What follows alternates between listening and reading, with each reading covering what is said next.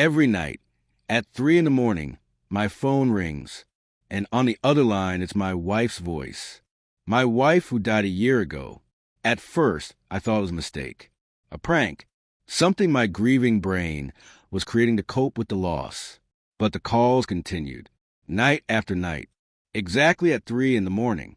And every time I answer, I hear her voice. Clear, real, impossible. If you're here because you love stories about the supernatural, about grief, about mysteries that defy explanation, subscribe to the channel now. Turn on notifications, because the story I'm about to tell will make you question everything you believe about death, about communication beyond the veil, and about the price of not letting go. My name is Thomas, and for the last 12 months, I've been living in a state of denial that is slowly destroying me. My wife, Catherine, died exactly 1 year ago. Cancer. She fought for 3 years, but in the end, the cancer won. In the last few days before her death, she was in hospice, medicated enough not to feel pain, but awake enough to recognize my face when I came to visit her. On the last day, she took my hand. Her hand was so thin, so fragile, as if it could break if I squeezed too hard. And she told me something I'll never forget. "Thomas," she whispered, "promise me you'll live. Promise me you won't get stuck in this grief. Promise me you'll move on." I promise. I lied, because I knew, even in that moment, that this promise was impossible. She died 3 hours later. I was holding her hand. I felt the same, letting her body grow cold in my fingers. The months that followed were a blur. The funeral. People saying things that were well-meaning but sounded empty. People bringing food I didn't eat. Offering condolences I didn't hear. I went back to the empty house. The house that Catherine and I had shared for 22 years. And it was filled with her ghosts. Her robe hanging on the back of the bathroom door. Her books on the shelf. Her footprints in every room. I started going out less. I started living only at night. During the day, I would draw the curtains and pretend I didn't exist. And then one night, exactly 1 month after Catherine's death, my phone rang. It was 3 in the morning. I was lying in bed, unable to sleep as usual, and the phone rang. The number on the display said Catherine. My heart stopped. This was impossible. I canceled her line weeks ago. Her parents had claimed her phone, but there it was. Catherine calling. I answered. "Hi, honey." I heard her voice, as clear as if she were in the next room. "I've missed you." I dropped the phone, literally dropped it, and when I picked it up a few seconds later, the call had disconnected. I thought it was a dream. I thought I had imagined it, but the call was logged in my call history. An incoming call from Catherine, lasting exactly 2 minutes and 37 seconds. The next night, I didn't answer when she called. I let it go to voicemail, but there was no message. The following night, she called again, and this time, with curiosity mixed with fear, I answered. "Thomas, please, you need to listen to me," she said. "There's something you need to know, something I kept from you. And now that I'm here, on the other side, I can't move on until you know." "Catherine?" I asked, my voice trembling. "Is it really you?" "It's me, honey. Or at least, it's what's left of me. Please, think with me. There's something in our life that's unresolved. Something that's keeping me here. Something you need to find out. If this story is freaking you out as much as it was freaking me out, leave a comment letting me know. Because this is just the beginning." The call disconnected. I spent the next day investigating. Investigating what? I wasn't even sure. But I felt in my gut that Catherine was right. There was something unresolved. Something she had kept. I looked through her documents, in her drawers, in her emails that I still had access to. And then I found something. A letter, addressed to me, but never sent. "Dearest Thomas," the letter began, "if you're reading this, then I'm dead, and there's something I need you to know. I don't have the courage to tell you while I'm alive, because I'm afraid of how you'll react. But I have even less courage to take this secret with me to the grave." My heart started beating faster. Secret? What kind of secret? 20 years ago, before we met, I had a daughter I put up for adoption. I never told you because I was ashamed, because I was young and scared and couldn't take care of her. But every year since that day, I've thought about her. Every single day of my life, I've thought about her. Now that I'm dying, I need you to find her. I need you to look for her. I need you to tell her that her mother loved her, always loved her, and that not a day went by that I didn't think of her. I dropped the letter. My mind was spinning. Catherine had a daughter? A daughter I never knew about? How was this possible? Every night at 3 in the morning, my phone would ring, and every night I would answer. Did you find the letter? Catherine asked on the first night. Yes, I replied. But, Catherine, how could you never tell me? How could you keep a secret like that for 22 years?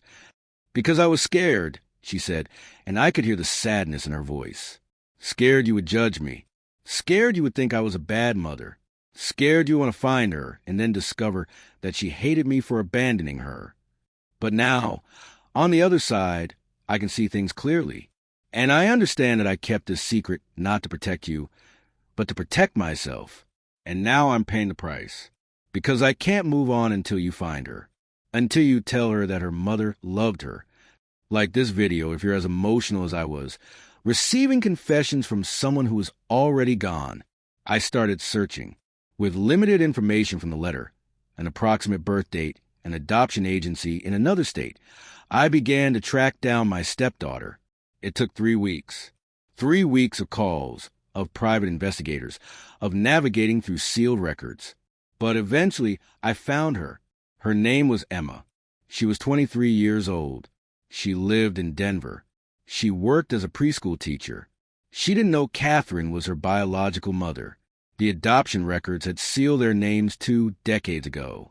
The night I found out who she was, Catherine called at 3 in the morning, as she always did. Did you find her? She asked immediately. Yes, I replied. Her name is Emma. She's beautiful, Catherine. You have been so proud. I heard the sound of something like a sob on the other end of the line. Can you contact her? Can you tell her about me? Catherine, how do you want me to explain this? How do I tell a 23-year-old woman that her biological mother died 2 months ago and that I've been getting phone calls from her every night? I don't know, Catherine said, but I need you to try, because I can't move on. And every night I spend here away from her is an eternity. Leave a comment telling me if you would contact Emma or let sleeping dogs lie. It took me a week to build up the courage. A week of Facebook stalking, of finding her email address, of preparing the right words. And then on a rainy morning, I sent her an email. My name is Thomas Cole. I began, husband of Catherine Morrison, Irene Morrison, and I have a very strange story to tell you. I told her everything. About Catherine, about the adoption, about the calls, about the letter, everything. I waited for a reply. Days passed. A week. No response. I started to despair. Every night, Catherine would call, asking if Emma had replied. And every night, I had to tell her no. She thinks you're crazy, Catherine said on the 9th night. She thinks you're a disturbed man trying to scam her or something. I probably am crazy, I admitted. How can I do this, Catherine? How can I convince a woman to believe something so impossible? You can't, Catherine said, and for the first time, she sounded defeated. I think I'm stuck here. I think I'm going to be stuck forever. But then, 2 days later, I received a reply from Emma. Mr. Cole, she wrote, your story is absolutely insane. But there's something you didn't mention in your email. Something you couldn't have known. Every night, at 3 in the morning, my phone rings, and I hear my mom calling me. The mom who raised me. The woman who adopted me. She passed away 2 months ago. No one knows what happened to her. But every night, she calls. So maybe you're not so crazy after all. Maybe there's something really strange going on. Maybe we should talk. My heart pounded. Emma was getting calls too. Calls at 3 in the morning from her adoptive mother. The next night, at the same time, I set up a conference call. Me, Catherine, and Emma on the same phone call. What happened in those 20 minutes changed everything I understood about death, about forgiveness, about the power of love to transcend death. Catherine and Emma talked. For the first and only time in 23 years, a mother and daughter had a real conversation. Emma talked about her life, about what it was like growing up not knowing who her biological mother was, about the emptiness she felt, about how her adoptive mother had raised her with love, but there was a void that no amount of love could fill. Catherine apologized. She apologized for giving Emma up. She apologized for keeping the secret.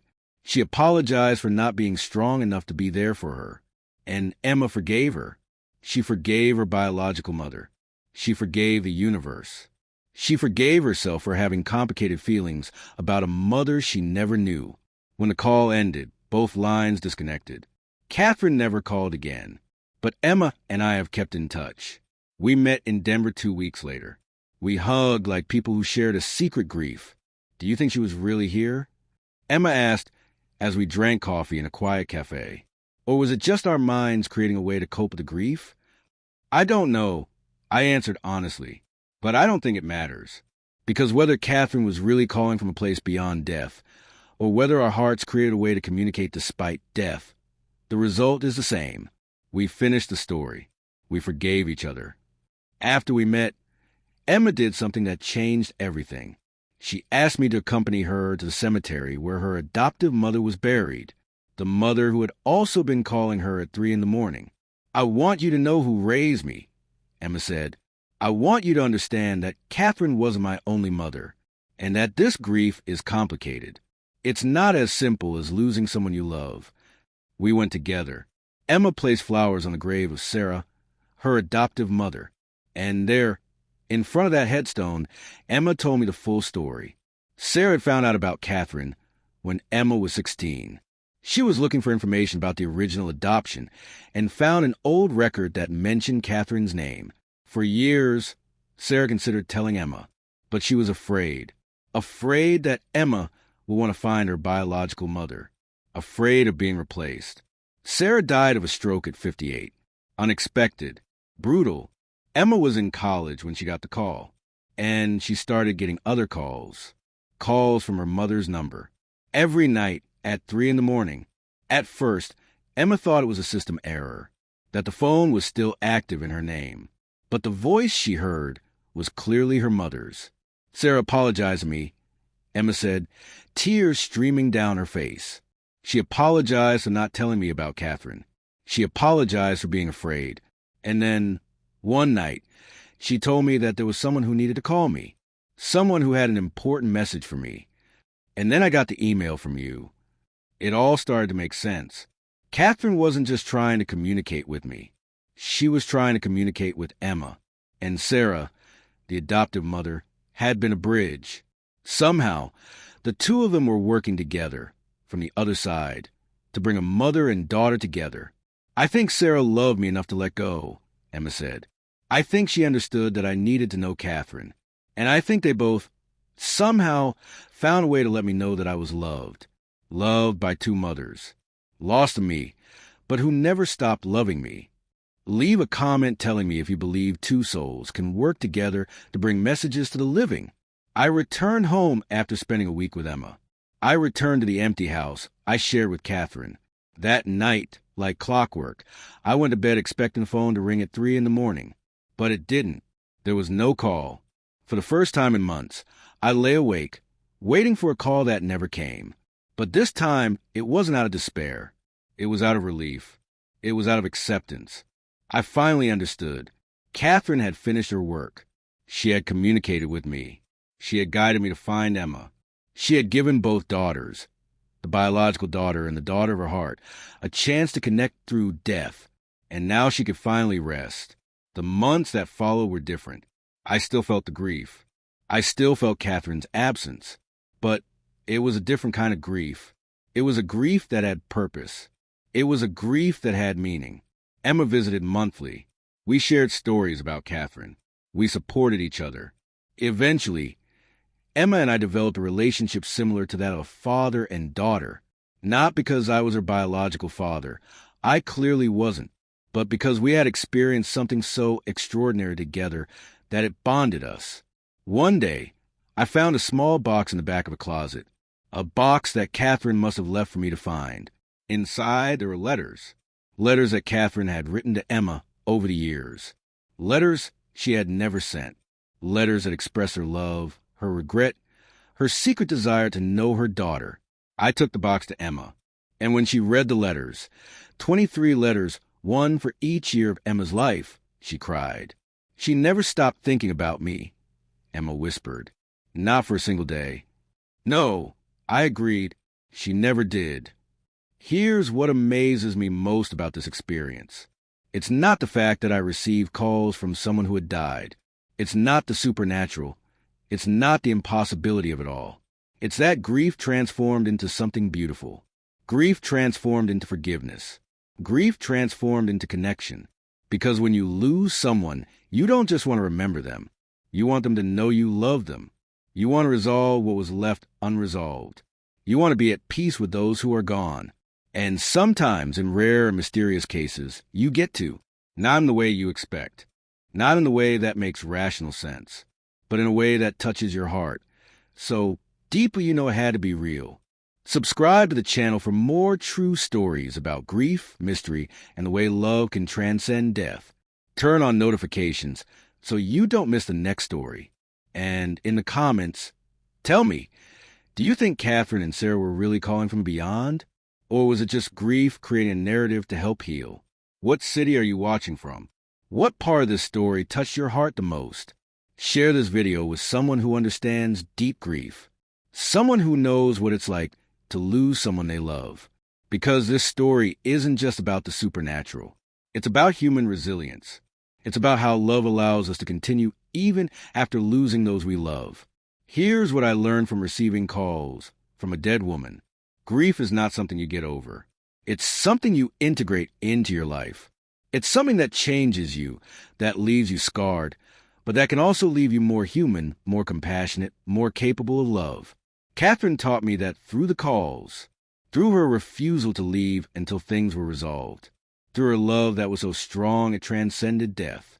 Sarah taught me that too, through her own calls, through her sacrifice in letting go of the daughter she raised so she could know the daughter she couldn't raise. And Emma taught me that grief can be shared, that we are not alone in our pain, that there are other people in this world who understand what it's like to love someone who is gone, even through death. Now, every night at 3 a.m, I'm no longer afraid of my phone, because I understand that those we love never really leave us completely. They just transform into something different, into memory, into purpose, into lessons we carry with us. Sometimes on very quiet nights, when I'm lying in bed unable to sleep, I imagine I hear the phone ringing. I imagine hearing Catherine's voice one last time, not to scare me, not to disturb me, but to remind me that she's okay, that she's finally at rest, that her love persists even after death. And that's enough. That's more than enough. Thank you for letting me share this story. Thank you for believing with me, if only for a moment, that something greater than ourselves exists, something capable of connection beyond death, something capable of bringing peace where there was only pain. Until the next story, remember, love never dies. It just transforms into something we can't fully understand. And sometimes that's enough. Sometimes it's all we need.